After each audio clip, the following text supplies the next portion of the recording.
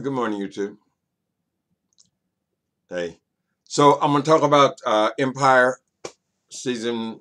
Was it season 3, episode 5? It's kind of weird. They announced that there's only 3 more episodes. It's like it just started. Like it's been 5, 3 more episodes, and then they're gonna break for this fall thing that they do. So they just had a three week break. Anyway, I guess we have to take what we can get. Okay, so this scene opens up with Jamal in a in the recording studio with that producer. I forget his name. He, for some reason, he's still around, but Jamal's not interested in him in any kind of physical way. He made that clear. Uh, I kind of miss Jamal having a love interest. When he had the Latin guy. Anyway, so I guess Jamal is still single at this point. This producer, download producer, still trying to get at him. He's not interested. So we go from that. We go right into this thing with Shine. Where, as we recall, you have to think way back to 3 weeks ago when Shine, let me see, Andre and Lucius kicked Shine's ass, right? So Shine got all beat up, and now he's supposed to be coming to get his revenge on Lucius. So they show this scene where they're getting ready. They got all of this heavy artillery, assault weapons, and all this kind of stuff. You got, I don't know how big his crew is, 3 or 4 guys. They're all getting ready to let's go kill us some lions. So Shine is coming after Lucius. Now Lucius is in basically what appears to be armored military type vehicles. I guess they're Hummers that are bulletproof. He's got all this security around everybody, all the family members, and they're riding around in this. Lucius is riding on his tanks in this caravan of military looking vehicles. All because they know Shine is not going to accept that ass whooping, and he's going after them. Okay, so when Shine arrives, he goes first to Jamal's place, where he catches Jamal, not Jamal. He catches Andre. Remember, Andre is staying with Jamal temporarily. Okay, Shine goes to his house. He catches Andre in the kitchen. Andre turns around in the kitchen, and he's got a gun pointing in his face, and this Shine is about to smoke him, but he pulls the trigger, the gun locks, and comes out immediately with another gun. So now there's a delay there. So when he tries to shoot him with this gun, uh, Nesa, which is Vanessa, comes out of the bedroom and knocks the gun out of focus, knocks the gun up into the air. So she saves Andre. Okay, he had no idea that they were ever seeing each other. So she talks him out of killing this dude. So basically, because so he won't get another case. So they drag her out of the room, and when some of his boys drag her out of the room, and when he has a couple of minutes to say something to Andre, he says that he doesn't do work in front of his sister, which is not his real sister. It's just one of his old drug running buddies gets killed, and he vows to take care of the girl. So she's not really his natural sister, but they've made a family. Okay, so he tells him that, okay, I'm not going to do it in front of her, but I will be back. In fact, I think I'll save you for last. So he's still hot. He's still after the lions. They did something a little weird here because the makeup comes real quick between these guys. I mean, 1 minute they're at DEF CON, where you got all of this assault weapons and guns and armored cars and all this kind of stuff. And I just think the makeup between those two, between Lucius and Shine, comes very, very easy. But that storyline is a little more complicated than it appears. So I'll get to that. Okay, so Hakeem. Okay, so Hakeem. Remember, Hakeem is still kind of interested in the girl. What's her name? Tiana. So remember they had this little scene where this other guy, Graham, the other rapper Graham, was making out with her on stage. Jamal got an attitude about. I mean, Hakeem got an attitude about it. Well, they're still kind of going at it. So this guy Graham challenges Hakeem to what do you call it, a clapback or some kind of rap battle. I don't know all these terms. I don't listen to rap music, so I'm trying to get hip. Okay, so this dude shows up at Leviticus where Jamal has talked Hakeem into doing this live stream thing with him at his apartment, but they're going to rehearse it at Leviticus. So they're at Leviticus rehearsing. This dude, Graham, this other rapper, shows up with his crew and challenges challenges Hakeem to this rap battle. Okay, Hakeem wants to do it. Everyone in the company is saying no because he's not even with their label. Everybody except Lucius. Lucius likes to keep this hip hop rivalry kind of thing going, so he likes to start trouble and have them clap back at each other and so forth. Okay, let me see what happened next.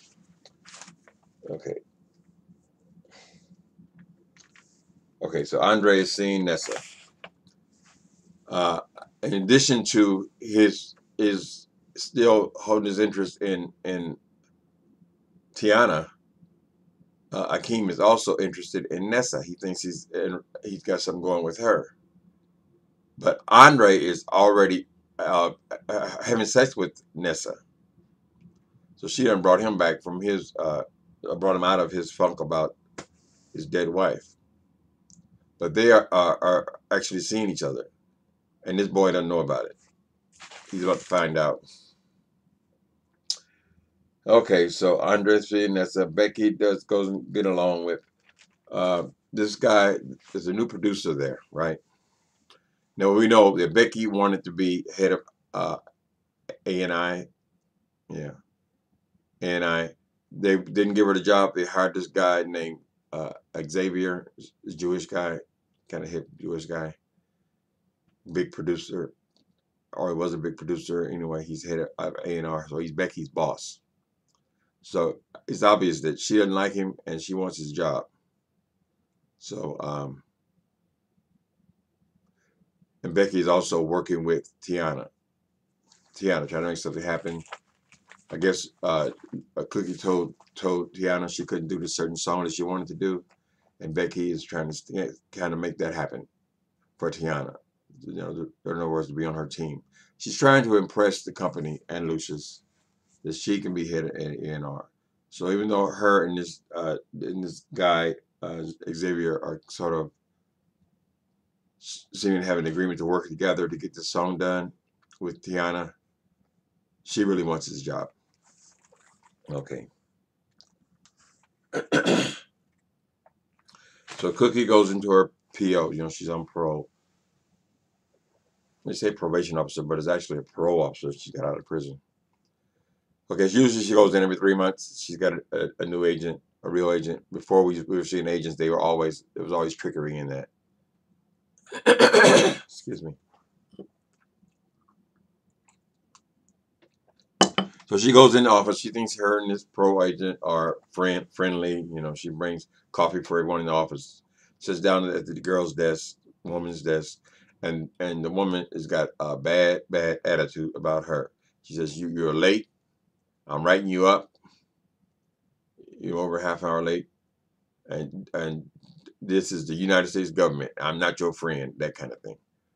And Cookie's kind of looking around the office and seeing who is listening in. Could that be her boss or someone that's watching her? Because the woman's reaction to her or interaction with her is so extremely different than it usually is. So they're supposed to be kind of friendly.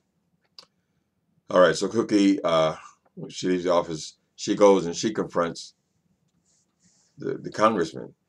What's his name? Congressman Angelo. Angelo, who she's seen, boyfriend. She thinks that he has set this has arranged this thing with her PO because he's running for mayor and somehow or other she wants the parole officer to get her straightened up or something like that. Anyway, she accuses him of having something to do with this girl's radical change in attitude. Because before Cookie was seeing her every 3 months, now the woman's saying that because she was late, she wants to hear her 3 times a week. She confronts the congressman.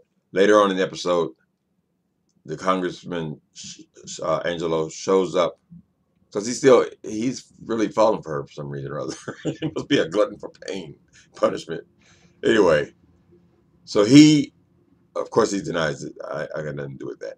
Then he shows up with the parole officer and her boss at Cookie's, and so Cookie said, "Oh, so it was you. You did have something to do with it, and all this kind of stuff." But no, he's bringing her in there. He's pulled some strings and brought the girl in there to apologize. I keep calling her the girl. She ain't no girl. She's a big old woman. Parole officer. She comes in and makes her bow down because now she has to apologize to Mrs. Lyon for what she said, and that there is no change in her original agreement. She comes in every 3 months, and the woman has made to apologize. So he does arrange this, even though he was not a part of the original.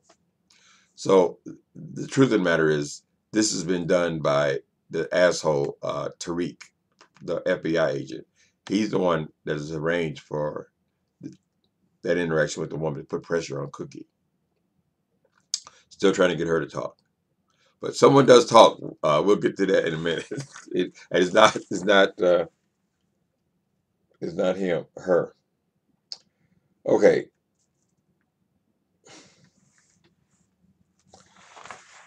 Okay, like I said,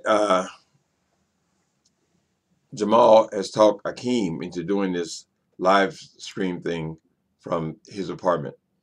Jamal is still having his PTSD, post-traumatic stress disorder. He's still having problems performing or getting in front of people. But he says he can do it if he does a small audience, record something in his apartment and do it live. So he wants Hakeem to help him out. Jamal is starting to lose his audience. Is what's going on because he's been gone, vacant for however long it's been since the shooting. So he's trying to get himself back on track. Hakeem agrees to do it, but when Hakeem shows up at the rehearsal, the same one where this guy had busted in and challenged him to a rap battle. They're in rehearsal at Leviticus. Okay, so Jamal does his singing part. He's got this high register, falsetto song that he does, but it's just kind of they have distinctly different styles because Jamal is a singer and Hakeem is a rapper, but they both have this hip hop vibe on different ends of it. So instead of Jamal coming in with this kumbaya, Hakeem coming up with this kumbaya type partnership with his brother, he goes into this very negative type of clapback, and Jamal doesn't like it. Jamal says it's too over the top, too extreme. He knocks over a chair. He says that makes people feel like you're angry or something like that. So they have this little thing, and Hakeem reminds him that you're the one that needs me. I don't need you. I don't need this. I have X amount of millions of subscribers and all this kind of stuff who will be tuning in. You're just barely holding on to them. So you need me. Okay. Okay, so this is just a rehearsal for the big event. The big event's going to take place in his apartment. When they get to the big event in Jamal's apartment, a very similar type thing happens because Lucius is being very messy now. Lucius has then told Hakeem that because Hakeem is saying that he got a new woman, he ain't got to be clapping back behind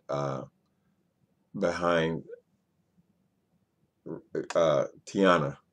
He don't got to be clapping back at Tiana because she got something new. And he said Nesa, and so then Messi has Lucius because he likes the negativity, sells records. Lucius tells Hakeem that, your brother's already got that. And so he's looking at Jamal like, really? Just because Jamal is as gay as Christmas Eve. But no, Andre. And then he looks over there and he sees Andre talking to Nessa. So when it's his time to sing now he done created this whole rap in his thing, which is this very negative type rap against his brothers, calling Jamal all kind of queens and so forth, and talking about the disloyalty of Andre. And then all of the whole family, Everett, Cookie, Lucius is trying to get it all filmed. He wants it all on film because it's going live stream there all over Times Square and all this kind of stuff. So they all start fighting each other. And then Cookie is trying to stop the cameras. Stop this. Don't stream this. And at the same time, Lucius said, no, stream this. Keep the cameras going. And so this big argument with the family is blasted all over the world and on these big screens in Times Square. Everybody's seeing this fight going on between these brothers over Nesa. Hakeem, that's what set him off. It was over Nesa. And, okay, so everybody's fighting. Cookie, all of them. They're all fighting against each other. Violently fighting. Okay. Okay, Lucius. Now, remember how this thing started out with Shine coming after Lucius. He wanted to go kill him from some lions. And he's got to a point where he's actually got inside of Jamal's place, pointed the gun and fired the gun at Andre.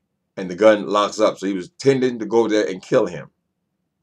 Pulled out another gun, was going to kill him. She knocked the gun out the way. Okay, that's where we were. This is the thing I didn't like about this. I thought that didn't go smoothly in this episode because now, after that, I mean, it's attempted murder. He was coming there to kill him. But now, Lucius casually says he wants to have a sit down with Shine. So him and Shine get together, and it's all right, dog, and all this kind of. I mean, it's just they went from 100 miles an hour to 4 miles an hour, kind of thing. But they just made up. Sit down wasn't any big deal, really. So they agreed not to kill each other because. Okay, so yeah, I'm all mixed up. So now there was a scene where Shine was invited into Lucius's house. We'll just sit down. Anika comes in because they almost fell out. Shine was walking out. The sit down didn't go well.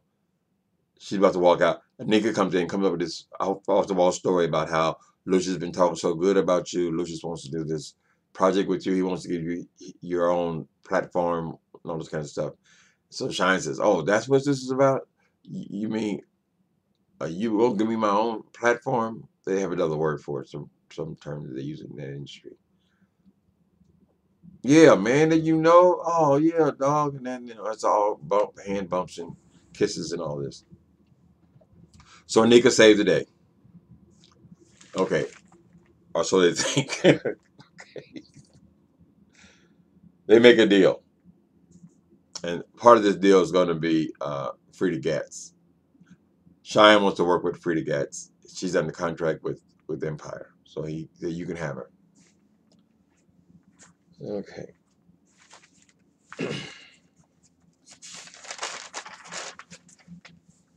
Okay, Shine.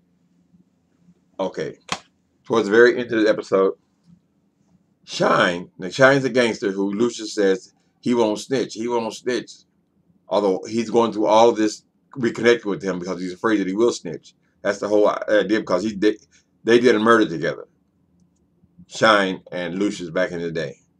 So he has his information. This is why he's kissing his ass and allowing all this other stuff to go on. But basically, even though he's saying he would never snitch, he's trying to protect himself from snitching. Easiest thing to be was just killing because that's all they do is kill each other anyway. So now Shine is actually talking to Tariq. And Tariq is still trying to get him to come clean about this murder he did with Lucius. Turn state's evidence. Tariq, he said, I don't know what you're talking about, but I have a Christmas present for you. Okay, so he's supposedly now done made up with Lucius. And they're gonna do this musical gig together, and with Free the Cats included. So he tells him, "You remember Frank Gathers?" This is what Shine says to Tariq, the FBI agent who's trying to take down Lucius. He got killed in jail, you know. I'm not saying I'm not saying that it's just I don't know if it's a coincidence or what, but Lucius was in that jail.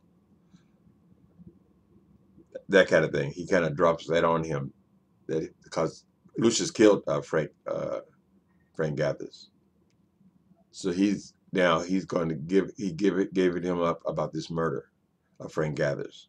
So now that's the new storyline. At the very end of this, they show so Shine is actually he's a snitch.